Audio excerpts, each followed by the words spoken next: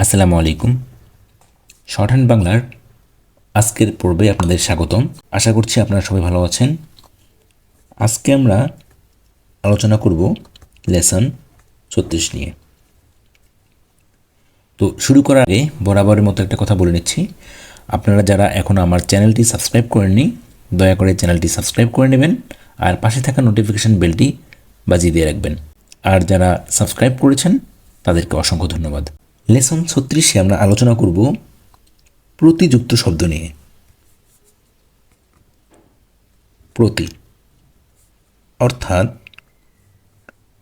প্রতি দিয়ে যে শব্দগুলো শুরু হয় সেগুলো শর্টহ্যান্ডে কীভাবে লিখব। লক্ষ্য করুন, যদি কোনো বাংলা শব্দের প্রথমে, লক্ষ্য করুন প্রতি কিন্তু প্রথমে থাকবে, শেষে বা মাঝে থাকার সুযোগ নেই, প্রথমেই থাকবে। তাহলে কি, যদি কোনো বাংলা শব্দের প্রথমে প্রতি থাকে তবে ষাটলিপির জন্য ষাটলিপির প এবং রস্বই, এই জন্য যে আচর শিখেছি আমরা পয়ের জন্য শিখেছি, প তো বরাবর আলোচনা হচ্ছে, গত কয়েকটা পর্ব আমরা প নিয়ে আলোচনা করছি, পয়ের আচর, এবং রস্বইয়ের জন্য ছোট বৃত্ত শিখেছি আমরা। এই দুটোকে যুক্ত করে এই যে এইভাবে লিখতে হবে, অর্থাৎ 6-এর মতো করে। 6, এই 6টা দেখে আপনাদের কি কোনো কিছু মনে হচ্ছে? এর আগেও 6-এর ব্যবহার শিখেছিলাম, আপনার মনে আছে কিনা? আপনার মনে করার জন্য আরেকটু বলি, পাস্ট পারফেক্ট টেন্স নিয়ে আলোচনা করেছিলাম, যে পাস্ট পারফেক্ট টেন্স দিয়ে মনে রাখার একটা কৌশল, এটা আলোচনা করেছিলাম আমরা লেসন 26-এ, আপনাদের মনে আছে অবশ্যই। এখন যদি কেউ বলেন যে মনে নাই, তাহলে ভাববো যে আপনারা মনোযোগ দিয়ে ভিডিও দেখছেন না, কারণ লেসন 36-এ এসে যদি বলেন যে মনে নেই, তাহলে এটা আপনার দুর্বলতা, আমার কিছু করার নেই। তবে আমার বিশ্বাস আপনাদের মনে আছে। তাহলে আমরা লেসন 26-এ শিখেছিলাম 6 থাকলে, পাস্ট পারফেক্ট থাকলে 6, সর সঙ্গে রস্বই যুক্ত করে ছোট 6 দিয়েছি। কিন্তু লেসন 36-এ আমরা দেবো বড় 6, যেহেতু প আছে এখানে, প এবং রস্বইয়ের জন্য, তাহলে একটু বড়, 6টা একটু বড় হবে, 6টাকে একটু বড় করে লিখব। মানে এখানে শুধু 6 বলতে আমরা 6 মনে রাখার জন্য 6 বলছি, আসলে কিন্তু এখানে প আছে এবং রস্বই আছে। প্রতি, যে প, এই যে প আচর নিচ্ছি এবং রস্বই আচর নিচ্ছি, এই দুইটি নিয়ে আমরা 6 বানিয়ে লিখছি। আসলে এটা আমরা মনে রাখার জন্য শুধু 6 মনে ধরছি। তাহলে কি হচ্ছে, প্রতি থাকলে মূল শব্দ থেকে, এই যে 6টাকে মূল শব্দ থেকে বিচ্ছিন্ন করে, এটাও কিন্তু বিচ্ছিন্ন করে শব্দের শুরুতে লিখতে হবে, এটা কিন্তু শব্দের শুরুতে আসবে। তাহলে প্রতি যে লিখবো আমরা, প্রতি এটাও কিন্তু শব্দের শুরুতে আসবে, হ্যাঁ, বিচ্ছিন্ন করে শব্দের শুরুতে, এবং এটা হচ্ছে এইভাবে আসবে শব্দের শুরুতে।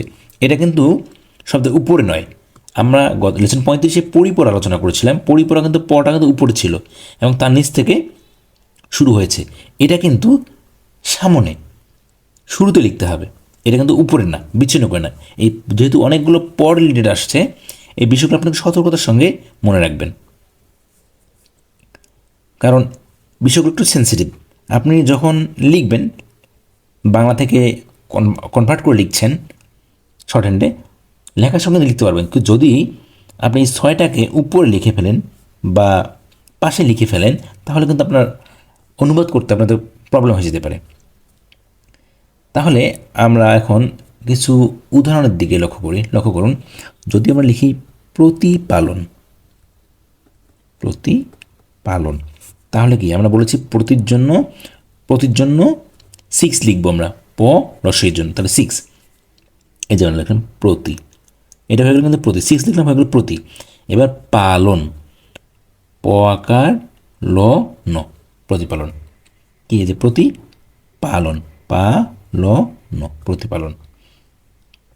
এবার আমরা লিখবো, লক্ষ্য করুন, প্রতিদান, তাহলে প্রতিদান, তাহলে লক্ষ্য করুন প্রতিদান, আমরা লিখবো কি প্রতি, এই যে লিখলাম প্রতিদান। দানের কি আপনার মনে আছে কত নম্বর লেসন শিখেছিলাম আমরা এটা? আশা করি মনে আছে আপনাদের। লেসন 22 শিখেছিলাম আমরা দ ন থাকলে দন দেন দান ধান দ ন, তাহলে কি দ যেহেতু আগে আছে দান, তাহলে দ দিকে করে বাঁকা করে লিখতে হবে, এটা আপনাদের মনে আছে অবশ্যই। প্রতি, এই যে দ ন প্রতিদান, তাহলে কি আমরা পেলাম প্রতিদান, এই হয়ে গেল প্রতিদান। আপনারা যখন প্র্যাকটিস করবেন, প্র্যাকটিস বেশি বেশি করলে এগুলো অটোমেটিক আপনারা যখন লিখবেন অটোমেটিক মাথায় চলে আসবে। অনুরূপভাবে যখন প্রতিদিন, প্রতিদিন, তাই না? তাহলে কি যে প্রতিদিন, এই যে দন দেন দান ধেন দান দিন দৈশী দিন, এটা প্রতিদিন, এটাই প্রতিদিন, প্রতিদিন। মানে লক্ষ্য করুন প্রতিদান প্রতিদিন দুটো কিন্তু সেম আসলো, প্রতিদান প্রতিদিন আমরা একই লিখলাম, কিন্তু এটা বুঝবেন কীভাবে? এখানে প্রতিদান লিখলাম, প্রতিদিন লিখলাম, কখন বুঝবেন? এটা যখন আমরা বাক্য গঠন করবেন বা যখন বাক্য গঠন করা হবে তখন বাক্য অনুযায়ী বুঝে যাবেন যে কোনটা প্রতিদান কোনটা প্রতিদিন। এবার যদি লিখি আমরা প্রতি মাস, প্রতি মাস, তাকে প্রতি ম আকার দন্তস্য প্রতি মাস, প্রতি ম আকার দন্তস্য প্রতি মাস, প্রতি ম আকার দন্তস্য প্রতি মাস। এই তো 6 থাকা মানে প্রতি, এখানে প্রতি বুঝলাম, তাই তো? ওখানে ছোট 6 বুঝেছিলাম পাস্ট পারফেক্ট টেন্স, ঠিক আছে? ইয়া ছিল, ইয়া ছিলে, ইয়া ছিলেন, তাই না? এটাতে 6 বললাম প্রতি, সমান পদ্ধতি। এটা 6, এটাও 6, ওটার নিচে এটা উপরে, এইটুকু পার্থক্য, উপরে নিচে, এটা ছোট এটা বড়, পার্থক্যগুলো একটু মনে রাখবেন। এই বিষয়গুলো আপনি যেগুলো নিয়মগুলো খুব পাশাপাশি, এই নিয়মগুলো আপনারা একটু বেশি করে প্র্যাকটিস করবেন। এবার আমরা বাক্য গঠন করব।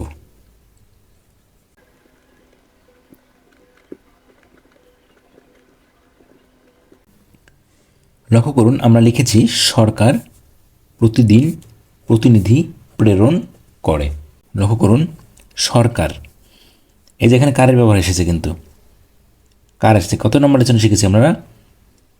36 চলছে এখন, আমরা কিন্তু 33 শিখেছি, এটা অবশ্যই মনে আছে আপনাদের, আমি জানি। তাহলে কি সরকার, কর্কের কার থাকলে রর মতো আচরটা আসবে, রর আচরটা আসবে, তাহলে কি সরকার দন্ত স র সর, এই যে সরকার, তাই তো? সরকার, সরকার প্রতিদিন, তাহলে কি 6 প্রতি দন প্রতিদিন, প্রতিনিধি, প্রতি নধ, তাই না? এদিকে নধ, তাহলে নধর দিকে নিধি, এই যে নধরের শিখে প্রতিনিধি প্রেরণ, আবার কিন্তু প্রপরা প্রে কিন্তু আসলো কিন্তু, ঠিক আছে? আমরা কিন্তু আবার কিন্তু ইয়ে পেলাম প্রের ব্যবহার, প্রেরণ, প্রেরণ, এইরকম প্রেরণ করে। খুব সহজ না? আপনারা যদি প্র্যাকটিস করেন, নিয়মগুলো যদি মাথায় থাকে, এটা কোনো ব্যাপারই না, শর্ট হ্যান্ড কোনো ব্যাপারই না, খুবই ইজি।